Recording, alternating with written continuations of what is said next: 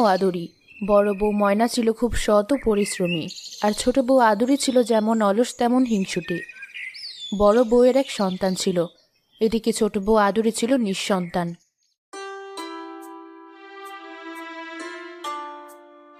বুঝলে বড় বউ, আজ আকাশটা বেশ মেঘলা করেছে। এদিকে আমার মনটাও ভীষণ বিরিয়ানি বিরিয়ানি করছে।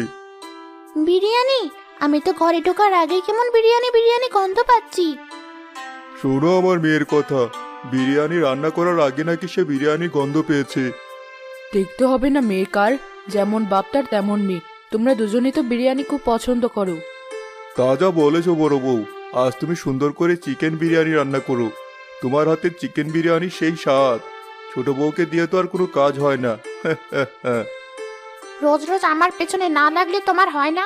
তা রান্না বান্না কি এমন মহৎ কাজ যে পারবো না? ছোট, রেগে যাচ্ছিস কেন? তুই তো জানিস সবসময় উনি একটু মজা করতে ভালোবাসি। থাক হয়েছে, আর তেল মারতে হবে না। ওসব আমি বুঝি। তোমার কান পড়া নিতে উনি সবসময় আমার পেছনে লেগে থাকে। ছি ছি ছোট, এ কি বলছিস তুই? তোকে আমি আমার ছোট বোনের মতো দেখি, আর তুই আমাকে এমন কথা বলতে পারলি? আচ্ছা ঠিক আছে, রান্না বান্না যখন এতই সহজ, তখন আজ চিকেন বিরিয়ানি ছোট বউ রান্না করবে।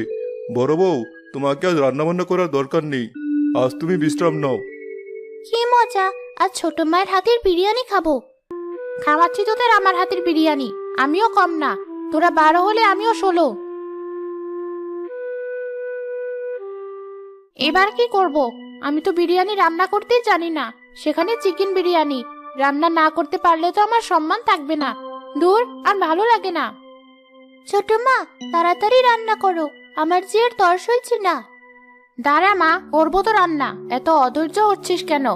আচ্ছা মিনা, একটা কথা বলতো। বলো ছোট মা। আমার হাতের বিরিয়ানি কখনো খেয়েছিস? না, খাইনি তো। তাহলে তো ভালো লাগবে না, কারণ আমি তো কখনো বিরিয়ানি রান্না করিনি। তুই কি ভালো বিরিয়ানি খেতে চাস? হ্যাঁ ছোট মা, আমি মায়ের হাতের রান্নার মতো বিরিয়ানি খেতে চাই। তাহলে তোর মাকে গিয়ে বল, মা আমি তোমার হাতের বিরিয়ানি খাবো। শোন মা, আমার কথা যেন আবার বলিস না। আচ্ছা ছোট মা, আমি তোমার কথা বলবো না। আমি মাকে এখনই গিয়ে বলছি, তুমি কোনো চিন্তা করো না। যাক, ঝামেলা থেকে মুক্তি পেলাম। রান্না নিয়ে আর চিন্তা করতে হবে না।